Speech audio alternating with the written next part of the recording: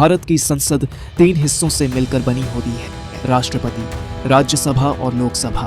लोकसभा को जनता का सदन कहा जाता है क्योंकि इसके सदस्य सीधे जनता द्वारा चुने जाते हैं। लोकसभा में कामकाज को सही तरीके से चलाने के लिए एक व्यक्ति को चुना जाता है जिसे लोकसभा का अध्यक्ष अर्थात स्पीकर कहा जाता है। लोकसभा अध्यक्ष कौन होता है? लोकसभा अध्यक्ष वह व्यक्ति होता है जो सदन की कार्यवाही चलाता है। जब संसद में बहस होती है तो वही तय करता है कौन बोलेगा और कितनी देर बोलेगा, कब मतदान होगा और अगर हंगामा हो तो सदन में अनुशासन और व्यवस्था कैसे बनेगी। सीधी भाषा में समझें तो लोकसभा अध्यक्ष उस स्कूल के प्रधानाचार्य की तरह है जो पूरे स्कूल में अनुशासन बनाए रखता है। अध्यक्ष को हटाया कैसे जा सकता है?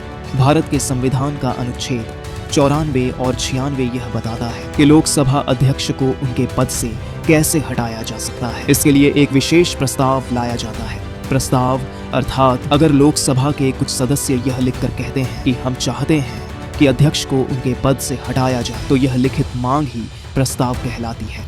हालांकि ये सिर्फ बोलकर नहीं कहा जाता बल्कि नियमों के अनुसार लिखकर दिया जाता है। यह प्रक्रिया कुछ इस प्रकार होती है। सबसे पहले लोकसभा के कुछ सदस्य लिखित रूप में प्रस्ताव देने की सूचना देते हैं। यह नोटिस कम से कम 14 दिन पहले देना अनिवार्य है। चर्चा और मतदान 14 दिन पूरे होने के बाद एक तय तारीख पर सदन में इस प्रस्ताव पर चर्चा और वोटिंग होती है। प्रभावी बहुमत संविधान कहता है कि प्रस्ताव पारित होने के लिए तत्कालीन सदस्यों के बहुमत की जरूरत होती है। इसका मतलब कि अगर लोकसभा की कुल क्षमता 543 है और मान लीजिए उस समय कोई भी सीट खाली नहीं है तो अध्यक्ष को हटाने के लिए कम से कम 272 सदस्यों के वोट पक्ष में होने चाहिए।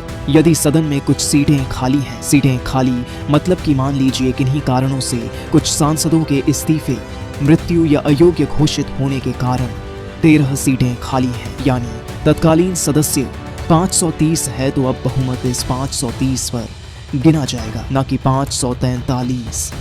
अर्थात अब केवल 266 वोट पक्ष में पड़ने पर भी अध्यक्ष को हटाया जा सकता है। एक बहुत जरूरी बात जो आपको औरों से अलग पता होगी, अध्यक्ष को हटाने के लिए उपस्थित और वोट देने वालों का बहुमत काफी नहीं होता। उदाहरण के लिए अगर सदन में 530 सदस्य हैं लेकिन वोटिंग वाले दिन केवल 400 सांसद ही संसद आए और बाकी घर पर रहे तो भी अध्यक्ष को हटाने के लिए 266 वोट ही चाहिए होंगे। ऐसा नहीं होगा कि 400 का आधा यानी 201 वोट मिल गए तो अध्यक्ष हट जाएंगे। नहीं, उन्हें हटाने के लिए पूरे सदन की प्रभावी संख्या का बहुमत चाहिए ही चाहिए। सीधा मतलब जो सांसद उस दिन नहीं आए उनका वोट एक तरह से अध्यक्ष को बचाने के काम आ जाता है क्योंकि वे हटाने के पक्ष में नहीं गिने जाते। ध्यान दीजिए, जिस दिन इस प्रस्ताव पर वोटिंग होती है उस दिन अध्यक्ष खुद उस कुर्सी पर नहीं बैठते। वे सदन में एक सामान्य सदस्य के तौर पर मौजूद रह सकते हैं और वोट भी दे सकते हैं। दोस्तों, अगर आपको यह वीडियो पसंद आया हो तो लाइक और शेयर जरूर करें और ऐसे ही जानकारी भरी वीडियो के लिए चैनल को सब्सक्राइब करना न भूलें।